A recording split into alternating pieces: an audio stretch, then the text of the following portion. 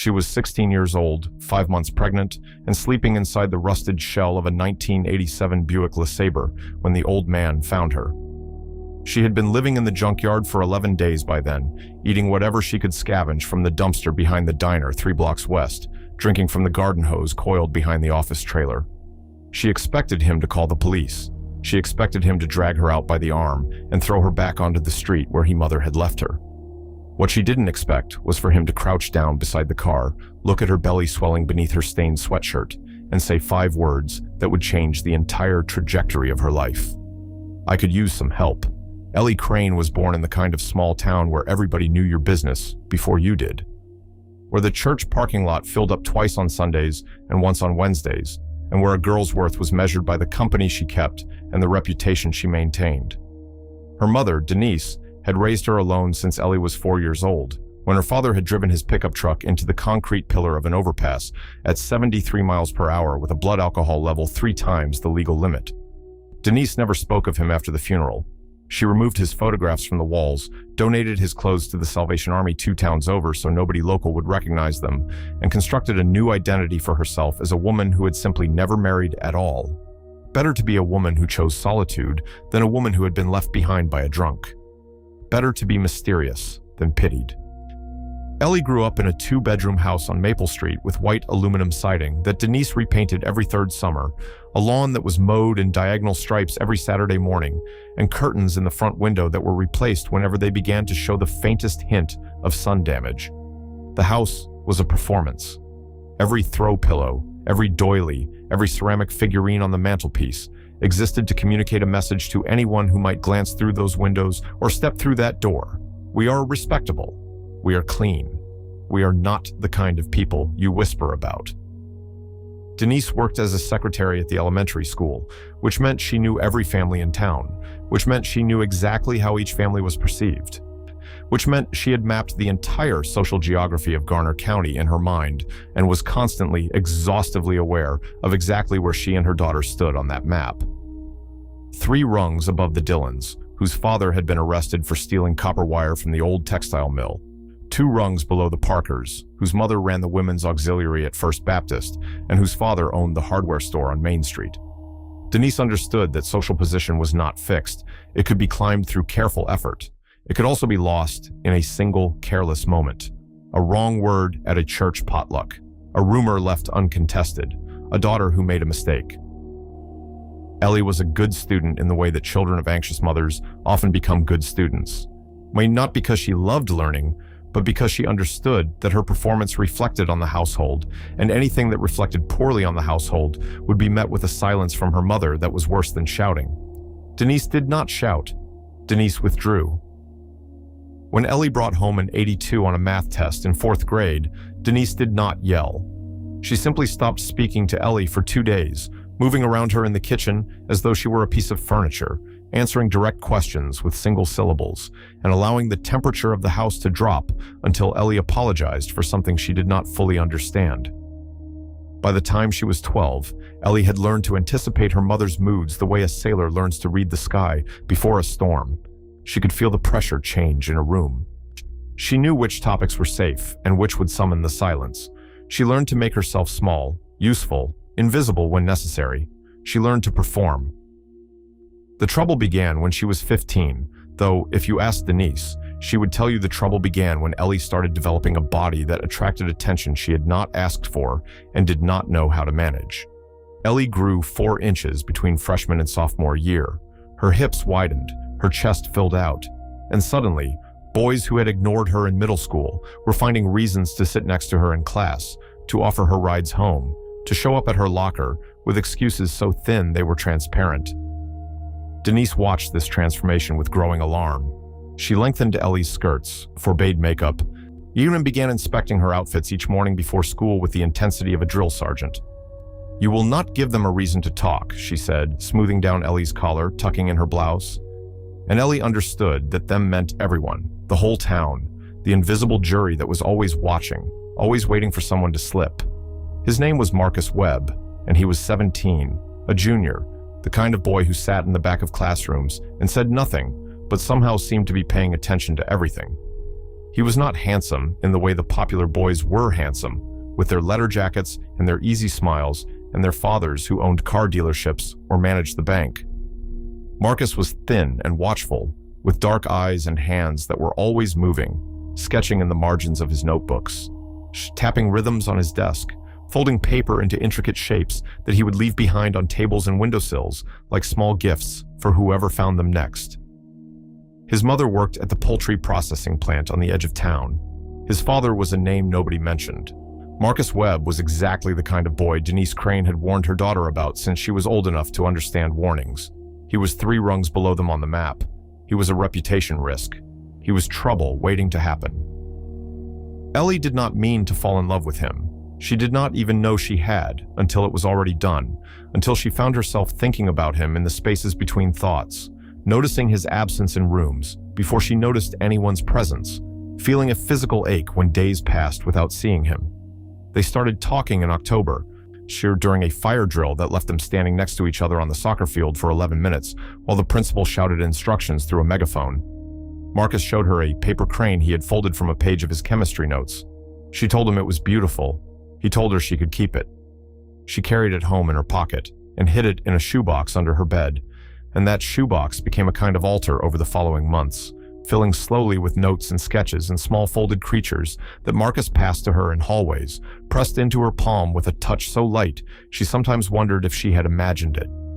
They started meeting in secret, first in the library, then behind the bleachers, then in his car parked on the gravel road that ran behind the old water tower, where no one from town ever drove. Ellie told herself it was innocent. Talking was innocent. Holding hands was innocent. The paper zoo growing under her bed was innocent. She told herself she was not doing anything wrong because she was not doing anything her mother had specifically forbidden. Denise had said, stay away from boys like that. She had not said, do not fall in love with one. By February, they had gone further than talking. By March, Ellie had missed her period. By April, she had missed it again, and the nausea that woke her each morning before dawn could no longer be explained away as stress or a stomach bug or something she ate. She took a test she bought at a pharmacy 30 miles away, paying cash so there would be no receipt, hiding the box at the bottom of a dumpster behind a gas station before driving home. She sat on the bathroom floor with the door locked and watched the second line appear like a sentence being handed down by a court. She was 16 years old. She was 11 weeks pregnant, and she knew with a certainty that felt like a stone dropping into the bottom of her stomach that her life as she knew it was over. She did not tell Marcus. She told herself she was waiting for the right moment, but the truth was that she was terrified of what he would say, terrified that the boy who folded paper cranes and left them on windowsills would suddenly become a different person when confronted with consequence. She carried the secret alone for 3 weeks, watching her belly for changes, wearing looser shirts, avoiding her mother's gaze. Denise noticed anyway. Denise always noticed. She came into Ellie's room one evening in early May, when the light through the window was golden and the azaleas in the front yard were blooming pink, and she stood in the doorway for a long moment without speaking, her eyes moving slowly from Ellie's face to her midsection and back again. Then she asked a question she already knew the answer to. Are you pregnant? Ellie would remember the next 40 minutes for the rest of her life. She would remember them in fragments, the way survivors remember car accidents, bright flashes separated by darkness. Her mother's face going white, then red, then a shade of purple she had never seen before. Her mother's voice rising to a register she had never heard before, years of careful composure cracking open like an egg. Her mother saying words that landed like physical blows, disgusting, stupid, ruined, trash. Her mother demanding to know who, Dacia and Ellie telling her, and watching something in her mother's eyes shift from anger into something colder and more final, a kind of calculation, a weighing of options, the Webb boy. Of course it was the Webb boy. She should have known, she should have watched more closely. This was her fault for not watching closely enough, but it was also Ellie's fault, and Ellie was the one who would bear the cost of it, because Denise Crane had spent 22 years building a reputation in this town, and she was not about to watch it crumble because her daughter could not keep her legs closed. Ellie remembered her mother walking to her closet and pulling out a suitcase, the same suitcase they had used for a trip to Myrtle Beach when Ellie was 9. She remembered her mother opening drawers and throwing clothes into the suitcase without folding them. was something Denise would never have done under normal circumstances, which meant these were not normal circumstances, which meant this was actually happening. She remembered asking where she was supposed to go and her mother not answering. She remembered saying that she was sorry and her mother telling her that sorry did not fix anything. Sorry was a word people used when they had already destroyed something and wanted to feel better about the destruction. She remembered being marched down the stairs and through the living room and out the front door, the suitcase banging against her shins, the May evening warm and indifferent around her. She remembered standing on the lawn she had helped mow every Saturday morning for as long as she could remember, and she remembered her mother turning to go back inside. And she remembered calling out one last time, asking what she was supposed to do, where she was supposed to sleep, and she remembered her mother pausing at the door without turning around. She remembered her mother's voice, flat and final and utterly without warmth. "That is no longer my concern. You made your choice." The door closed, the porch light turned off, and Ellie Crane stood alone on Maple Street at 7:43 in the evening on May 11th, holding a suitcase that contained approximately half her clothes, $43 in cash from her bedside drawer, and a shoebox full of paper creatures that would never be enough to save her. The first night, she walked. She did not know where she was going. She only knew that she could not stand still. Could not be seen standing on her own lawn with a suitcase like a girl who had just been thrown out of her house, which she had been, but she could not let the neighbors see it, could not give them that satisfaction, could not hand her mother's reputation over to the gossips even now, even after everything. She walked through downtown, past the pharmacy and the hardware store and the diner, past the Baptist church where she had been baptized at age 8 and confirmed at 12, past the elementary school where her mother sat behind a desk and smiled at parents and knew all their secrets. She walked until her arms ached from carrying the suitcase and her feet throbbed in the canvas shoes that were not meant for distance.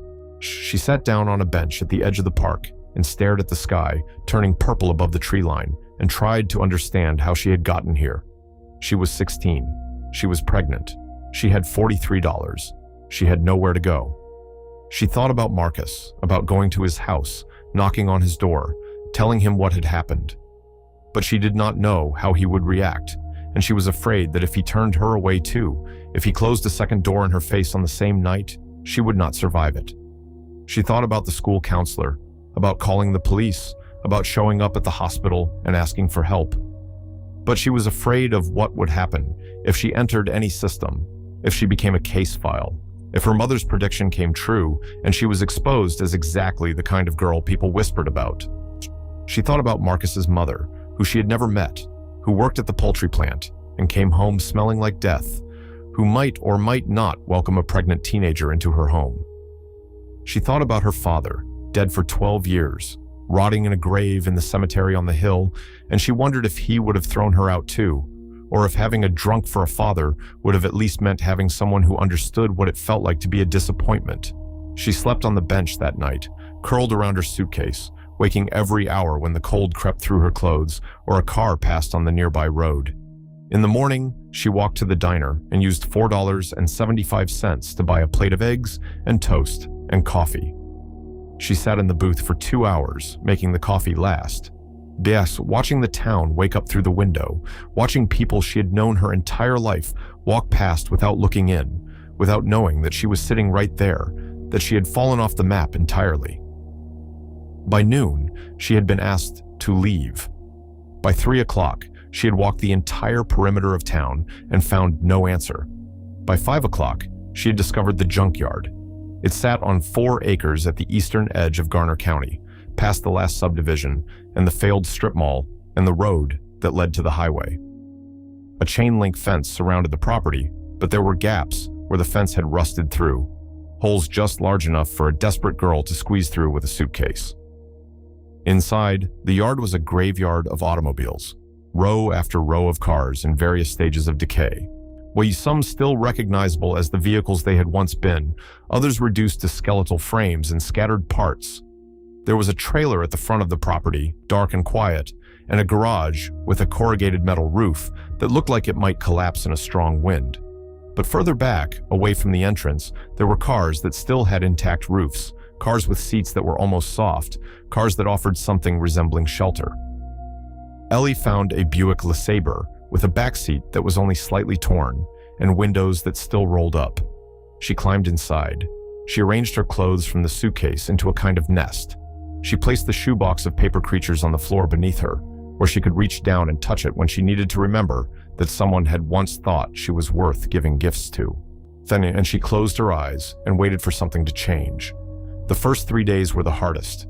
She rationed the money she had left, buying the cheapest items she could find at the gas station on the corner: a loaf of bread, a jar of peanut butter, a gallon of water. She ate twice a day, small portions, calculating how long she could make the supplies last. She used the bathroom at the gas station during the day, slipping in when the clerk was distracted, washing her face and her hands and under her arms in the sink, trying to keep herself human. At night, she returned to the Buick and listened to the sounds of the junkyard, the creaking of metal, the scuttling of animals, the distant hum of the highway. She talked to the baby inside her, whispering apologies into the darkness, promising things she did not know how to deliver. I'm going to figure this out. I'm going to take care of you. I'm going to give you everything." She did not know if she believed her own words. She only knew that saying them was better than silence. By the 5th day, the peanut butter was gone. By the 7th, the bread was stale, and her stomach was cramping, and she had started to feel dizzy when she stood up too quickly. She discovered the dumpster behind the diner by accident, walking past it on her way to the gas station, and catching a smell that made her stomach lurch with hunger instead of disgust. She waited until after midnight to approach it, climbing up on a milk crate and reaching into the darkness, pulling out whatever her hands found: half a burger still in its wrapper, a container of coleslaw with a sell-by date from the previous day, and French fries that were cold and soggy but still edible. She ate behind the dumpster, crouched in the shadows, hating herself and grateful at the same time, the two feelings so mixed together she could not tell where one ended and the other began. She found the garden hose on the 9th day, coiled behind the trailer at the front of the junkyard. The trailer was locked and dark, but the hose was connected to a spigot on the outside wall, and when she turned the handle, water came out, cold and metallic, tasting, but clean enough to drink. She filled an empty soda bottle she had scavenged and carried it back to the Buick. She felt like a survivalist, like a character in one of those post-apocalyptic novels she had read in middle school. Except this was not a novel, and there was no rescue coming. And the apocalypse was not a virus or a war, but simply her own mother's decision to stop loving her. On the 11th day, she woke to the sound of footsteps. She had learned to sleep lightly in the junkyard, to come awake at any sound that did not fit the usual symphony of creaks and animal noises. The footsteps were deliberate, unhurried, crunching on gravel, moving closer. She pulled her knees to her chest and made herself as small as possible, pressing her back against the far door of the Buick, holding her breath. The footsteps stopped. A shadow fell across the window, and then a face appeared, peering in at her through the glass, and Ellie's heart stopped in her chest. He was old. That was her first thought. 60 at least, maybe 70. Bish with a face that looked like it had been carved from weathered wood and left out in the sun for a decade. His hair was white and cropped close to his skull. His eyes were pale blue, faded like denim that had been washed too many times. He wore coveralls stained with grease and oil, and his hands, resting on the frame of the window, were thick and calloused, and missing the top joint of the left index finger. He looked at Ellie. He looked at her belly, visible now even through the sweatshirt, 17 weeks along and impossible to hide. He looked at the nest of clothes she had made, at the empty water bottles scattered on the floor, at the open suitcase with its meager contents. And his expression did not change. It stayed flat and unreadable, giving nothing away. Ellie waited for him to speak. She waited for him to tell her to get out, or to threaten to call the police, to reach for a phone or a weapon. Instead, he straightened up, stepped back from the car, and stood there with his hands in his pockets, squinting at the morning sky. "You've been here a while," he said. It was not a question. His voice was rougher than she expected, like gravel in a tumbler. 11 days, she said, because there was no point in lying, because he had clearly seen everything he needed to see. He nodded, as if this confirmed something he had already suspected. "The diner dumpster," he said, "and the water from my hose." She felt her face flush. She wanted to apologize, to explain, to offer something in return, but she could not find the words. He watched her for a long moment, those pale blue eyes revealing nothing. Then he said, I could use some help. The shop gets busy this time of year. It pays not much, but there's a room in the back of the trailer. Got a hot plate, running water, a lock on the door. You interested?" She did not understand. She sat there in the Buick, her hands pressed against her belly, trying to parse his words, trying to find the trap hidden inside them. People did not make offers like this. People did not look at a pregnant teenager living in a junkyard and offer her a job and a room. People called the police. People turned away. People did what her mother had done. She asked what the catch was. He shrugged. "No catch," he said. "I'm getting old. Knees don't work like they used to. Need someone to answer the phone, sweep the shop, maybe learn to do some actual work if they've got the stomach for it. You look like you're in a bad spot. I've been in bad spots. Seemed like the thing to do." She asked why he would help her. He was quiet for a moment, chewing on the question like it had a texture. Then he said, "My daughter would have been about your age, if she'd lived, and that was all." He did not explain further. He did not wait for her to respond. He simply turned and started walking back toward the trailer, and over his shoulder he called, "Room's unlocked. Get settled in." "We open at 8. His name was Walter Briggs. He was 67 years old, and he had owned the junkyard for 41 of those years, buying it from the previous owner with money he had saved from a decade of working oil rigs in the Gulf. His wife had died of breast cancer in 1989. His daughter had died in a car accident in 1991, 19 years old, a sophomore at the state college, driving home for Christmas on a road slick with black ice. He did not talk about either of them often. He kept a photograph of his wife on the wall of the trailer, a woman with kind eyes and a cautious smile, and he kept a photograph of his daughter on his workbench in the garage, a girl with her father's blue eyes and her mother's cautious smile, frozen at 19 forever. Ellie learned about them slowly, over weeks and months, in the small details Walter let slip when his guard was down. She learned that his wife had loved roses and had planted a garden behind the trailer that Walter still maintained, poorly, more weeds than flowers now, but still alive. She learned that his daughter had wanted to be a veterinarian and had filled the house with injured animals she found and nursed back to health. So she learned that Walter had been alone for 23 years and had grown used to the silence the way some people grow used to a chronic pain, not accepting it, but no longer fighting it, simply accommodating its presence. The room in the back of the trailer was small, barely 8 feet by 10, with a cot against one wall and a folding table against the other, and a window that looked out onto the rows of dead cars. The hot plate sat on the table next to a coffee pot that had been used so many times the glass was stained brown. The bathroom was at the end of a narrow hallway, shared with Walter, whose bedroom was on the opposite end of the trailer. The door had a lock, as he had promised. The first thing Ellie did, after carrying her suitcase inside and setting it on the cot, it was turn that lock and listen to the click of the mechanism engaging. It was the first time in 11 days she had felt safe. The work was harder than she expected. Walter did not coddle her, did not treat her like a fragile thing to be protected from reality. He showed her how to answer the phone and take down messages, how to file invoices and receipts, how to use the ancient computer system that tracked the inventory of parts. He showed her how to strip a car for salvage, how to identify the components that were worth saving and the ones that were only good for scrap. He showed her how to use a wrench and a socket set, how to change oil and replace brake pads, how to read the signs of wear on an engine and predict what would fail next. She worked 10 hours a day, 6 days a week, and her body ached in places she had not known could ache, and her hands grew calloused and scarred, and her arms developed muscles she had never seen before. She was exhausted, she was sore, and for the first time in her life, she felt like she was earning her place in the world. Walter paid her $200 a week in cash. It was not much, but she had no expenses. She ate what Walter ate, which was mostly canned soup and sandwiches, and occasionally a meal he cooked on the old stove. Simple things like fried eggs and bacon and toast. She saved almost everything she earned, tucking the bills into an envelope she kept hidden under the mattress of the cot, watching the stack grow thicker week by week. She told herself it was for the baby. She told herself she was building a future, even if she could not see what that future looked like. She told herself she was not running from the past, but building toward something, even if the something remained undefined. Her belly grew. By July, she could no longer hide it, not that there was anyone to hide it from. Walter did not comment on the changes in her body. He simply adjusted her workload as needed, steering her away from the heaviest lifting, assigning her tasks that could be done sitting down.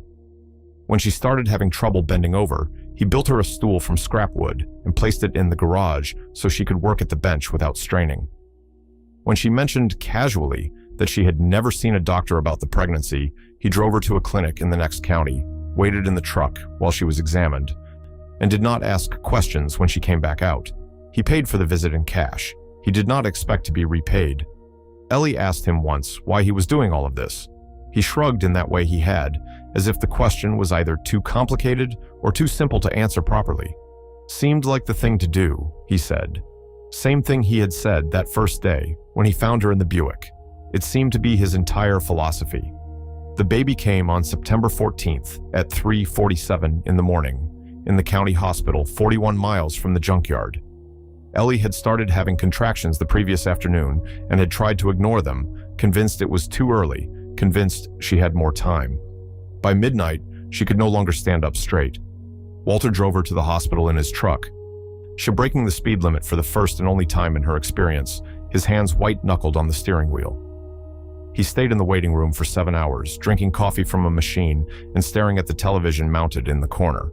When the nurse came out to tell him it was over, he stood up so fast he spilled coffee down the front of his coveralls.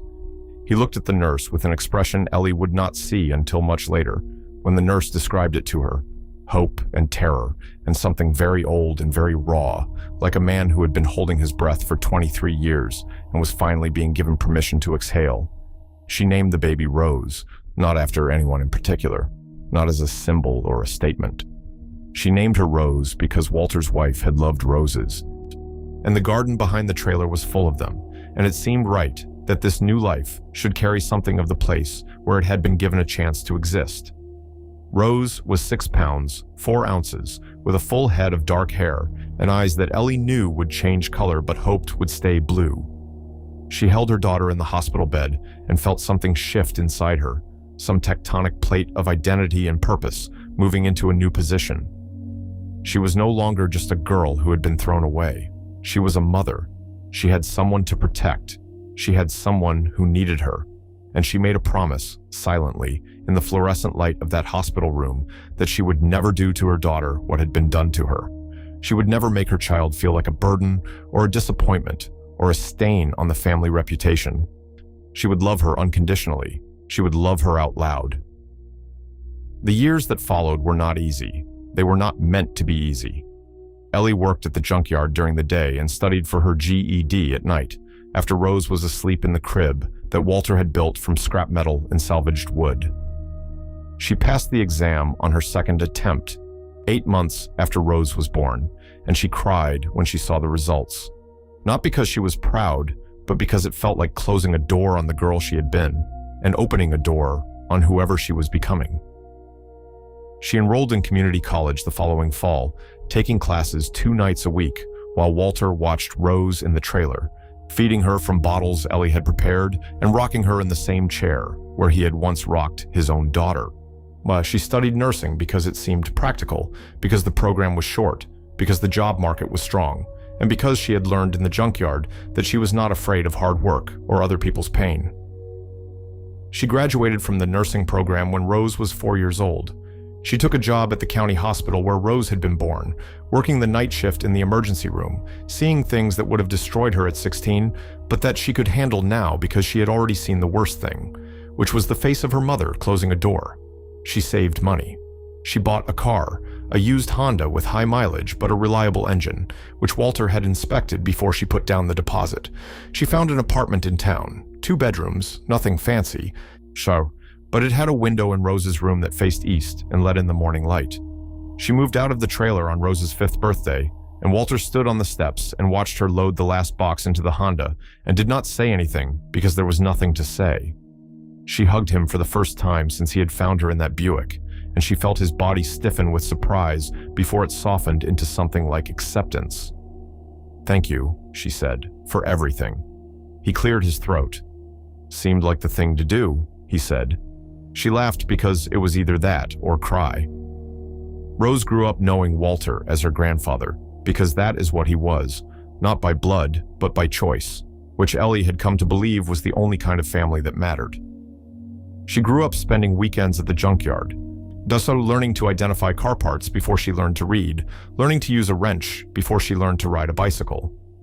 She grew up knowing that her mother had once been very young and very scared and very alone, because Ellie told her the truth, age appropriately, leaving out the harshest details, but never lying about the fundamental facts. "Your grandmother made a choice," she said. "It was not a kind choice, but it was her choice, not yours, and it does not mean anything about who you are or what you deserve." Rose accepted this information with the matter-of-factness that children sometimes have, as if learning that the world contained cruelty was simply another fact to be filed away, alongside the capital of France and the number of planets in the solar system. She was 11 years old when she asked the question. They were eating dinner at the kitchen table, spaghetti and garlic bread, Rose's homework, spread out on one side of her plate. She had been quiet through most of the meal, which was unusual for her, and Ellie had noticed but had not pressed. Then Rose looked up from her plate and asked, "How come I've never met your parents?" Ellie set down her fork. She had known this question would come eventually. She had rehearsed answers in her head, different versions for different ages, but none of them felt adequate now that the moment had arrived. She told Rose the truth, that her grandmother was still alive, as far as she knew, still living in the same town, in the same house on Maple Street. That she had not spoken to her grandmother in 11 years, that she did not know if her grandmother knew about Rose's existence, and that she was not sure she wanted her grandmother to know. Rose listened. She did not interrupt. When Ellie was finished, Rose was quiet for a long moment. Then she asked, "Don't you want to know if she's sorry?" Ellie did not have an answer. She lay awake that night, staring at the ceiling of her bedroom, listening to the sounds of Rose sleeping in the next room. She had spent 11 years building a life that did not include her mother. She had constructed her identity around the absence, around the wound, around the refusal to let that wound define her, even as it shaped everything she did. She had not thought about forgiveness, because forgiveness seemed irrelevant. Her mother had made a choice. Ellie had survived that choice.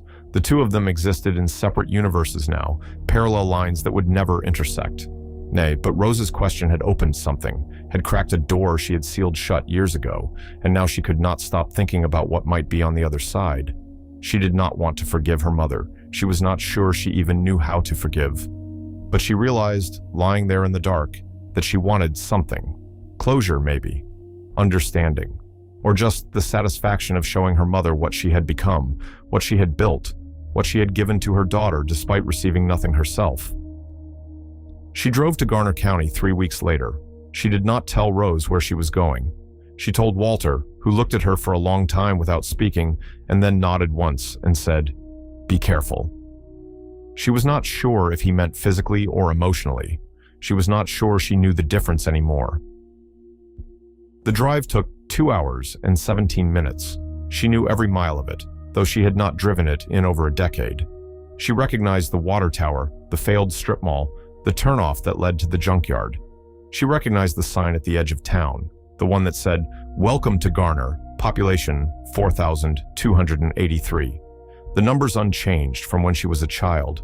She recognized the streets, the buildings, the church where she had been baptized.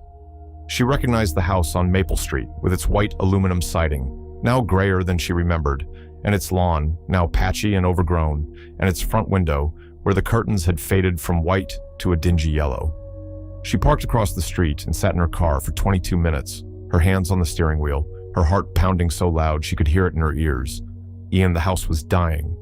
That was her first thought as she finally stepped out of the car and crossed the street. The house was dying, and no one was doing anything to save it. The azaleas that had once bloomed pink along the front walk were now scraggly and brown, half of them dead. The paint on the siding was peeling. The gutters sagged. The porch steps, which Ellie's mother had once swept every morning, were covered with a layer of leaves and dirt that suggested they had not been touched in months. She walked up those steps and stood at the front door, the same door that had closed behind her 11 years ago, and she could not make herself knock. She stood there for 1 minute, then 2, then 3. She thought about turning around, She thought about getting back in her car and driving away and pretending this had never happened. And then the door opened. Her mother had aged. That was the first thing Ellie noticed. The second thing was that she had aged badly. Denise Crane was 58 years old, but she looked 70. Her hair, once carefully styled and colored, was now gray and thin, pulled back into a limp ponytail. Her face, once taut with the effort of maintaining appearances, was now slack and lined, the skin sagging under her eyes and along her jaw. She was wearing a housecoat, the kind of garment she would never have allowed herself to be seen in when Ellie was a child, stained and shapeless and missing a button. She looked at Ellie without recognition for 2 seconds, 3 seconds, 4 seconds. Then something shifted in her eyes, something flickered behind the blankness, and her mouth opened, but no sound came out. Ellie spoke first. But she did not plan what she said. The words just came. "I survived," she said. "I had a daughter. Her name is Rose. She's 11 years old. She's smart and kind, and she asks questions about things I can't answer. She asked me why she's never met you. I didn't know what to tell her. So I came here to find out if there was anything worth telling." Denise's mouth was still open. Her hands were shaking. She looked at Ellie the way you look at a ghost, at something that should not exist, something that had been erased and had somehow written itself back into being. She did not speak. She reached out one trembling hand toward her daughter's face, and Ellie flinched back, a reflex she could not control, and she watched her mother's hand drop back to her side. "You should come in," Denise said. Her voice was hoarse, unused. "Please, come in." What the inside of the house was worse than the outside. The living room, once meticulously arranged, was now cluttered with stacks of newspapers and magazines that looked like they had not been touched in years. The curtains were drawn, giving the room a dim, underwater quality. There was a smell, not of decay exactly, but of stagnation, of air that had not circulated in too long. Denise led Ellie to the couch, moving aside a pile of mail to make room. She sat down in the chair opposite and looked at her daughter with an expression Ellie could not read. For a long moment, neither of them spoke. The clock on the wall ticked. Somewhere outside, a dog barked. Ellie looked at the mantelpiece, where the ceramic figurines still stood in their places, covered now with a layer of dust. She looked at the wall where her school photographs had once hung, or where there were now only faded rectangles of wallpaper marking the places where frames had been removed. "I thought you were dead," Denise said. Her voice cracked. I called the police eventually, after a few months. I didn't tell them why you left. I just said you were missing. They looked for you. They said there was no trace. I thought you were dead, or worse. I didn't know." Ellie listened. She did not interrupt. She felt something stirring inside her, something she had not expected to feel. A cold, hard satisfaction at seeing her mother's suffering, followed immediately by shame at that satisfaction. She had not come here to gloat. She did not know what she had come here to do. "I was at the junkyard," she said. "Briggs Auto Salvage. For 3 years. Then I moved to Hampton, got my nursing degree. I've been there ever since." Her mother's eyes widened. "The junkyard," she repeated. "That place on the highway. You were there the whole time." Ellie nodded. Denise put her face in her hands and made a sound that Ellie had never heard her make before, a low, keening sound, like an animal in pain. When she lifted her face, there were tears streaming down her cheeks. "I made a mistake," she said. "I know that. I've known it for years. I was afraid.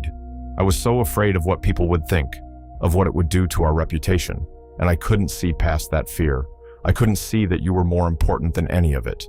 I made a choice out of fear, and I lost you, and I have been living with that every single day since. I'm not asking you to forgive me. I don't deserve forgiveness, but I need you to know that I'm sorry. I'm sorry for what I did. I'm sorry for who I was. I'm sorry for everything." Ellie sat with those words. She let them settle into her, let herself feel the weight of them. 11 years. Her mother had spent 11 years in this decaying house, surrounded by the evidence of her own collapse, living with the knowledge of what she had done. Ellie had spent those same 11 years building a life, raising a daughter, becoming someone. They had both been shaped by that night on the lawn, but they had been shaped in different directions. Her mother had crumbled. Ellie had grown. And now they sat across from each other, Two women who shared blood, but nothing else, trying to find words for the thing that had happened between them. "Forgiveness is not an event," Ellie said finally. "It's not a thing you say once and then it's done. It's a choice you make over and over, every day. Oh, maybe for the rest of your life. I don't know if I can make that choice. I don't know if I want to. But I know that my daughter deserves to know who her grandmother is, even if her grandmother made a terrible mistake. And I know that I'm tired of carrying this. I'm tired of the weight of it, so I'm not going to say I forgive you, because I don't know if that's true. But I'm going to say that I'm willing to try. I'm willing to let you meet Rose. I'm willing to let you be part of her life, if you can be the kind of grandmother she deserves. And if you can't, if you hurt her the way you hurt me, I will disappear again, and this time I won't come back." Her mother nodded. The tears were still falling, but she was not making a sound. She looked at Ellie with an expression that was not hope, not yet, but something like the memory of hope. Something like the possibility that hope might one day return. "Thank you," she whispered. "Thank you for coming back." Ellie stood. She walked to the mantelpiece and looked at the ceramic figurines, the ones her mother had collected throughout her childhood, the ones that had represented everything about the performance of respectability. She picked one up, a shepherd with a lamb, and held it in her hand.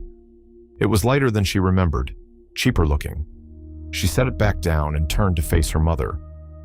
"I'm going to go now," she said. "I need time to think, but I'll call you when I'm ready. And maybe, if things go well, I'll bring Rose to meet you." Denise nodded again. She did not get up from her chair. She looked like she did not have the strength to stand. Ellie walked to the door, opened it, and paused on the threshold. She turned back one last time. "The garden," she said. "The one outside. The roses. You should take care of it. It meant something to someone once." Then she walked out of the house where she had grown up, down the steps she had swept 1,000 times, across the lawn where she had been discarded, and she got in her car and drove away. She called her mother 3 weeks later. The conversation was short, awkward, filled with silences that neither of them knew how to fill. But it was a conversation. It was a beginning. 2 months after that, she brought Rose to visit. She watched her daughter walk up those same porch steps, watched her mother open the door, watched the two of them look at each other for the first time. Her mother was wearing real clothes, a blouse and slacks, her hair brushed and pinned. The house behind her was cleaner. So as the stacks of newspapers cleared away, the curtains opened to let in the light. The garden outside had been weeded, the dead azaleas replaced with new ones. Rose looked at her grandmother, this stranger who shared her blood, and said, "My mom told me about you. She said you made a bad choice once. I think everyone makes bad choices sometimes. The question is what you do after." Denise looked at her granddaughter, this child who should not exist, who should not be standing on her porch, who represented everything she had thrown away and everything she might still be able to reclaim.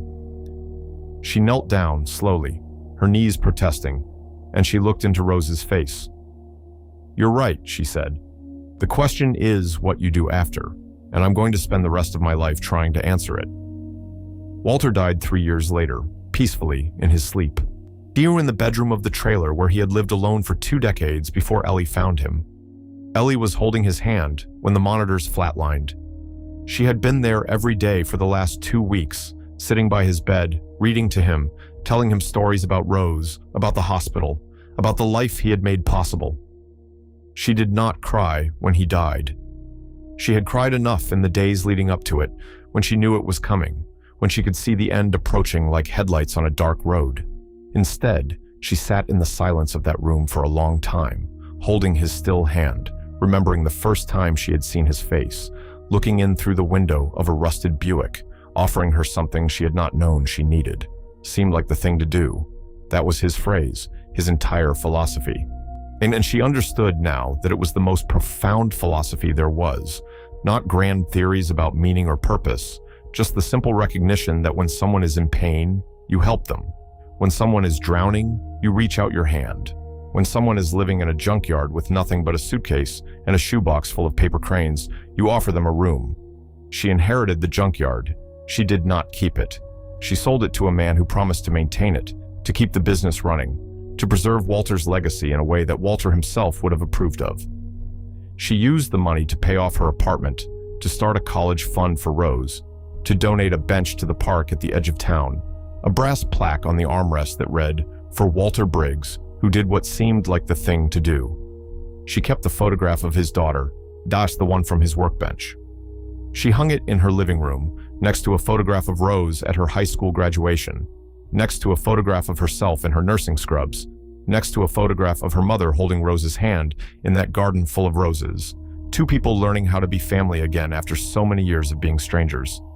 If you're watching this right now, and you're in a place that feels impossible, a place where the people who should protect you have instead pushed you out, I want you to take something from this story. Not a moral, not a lesson, just a truth. Survival is possible, not easy, not guaranteed, but possible.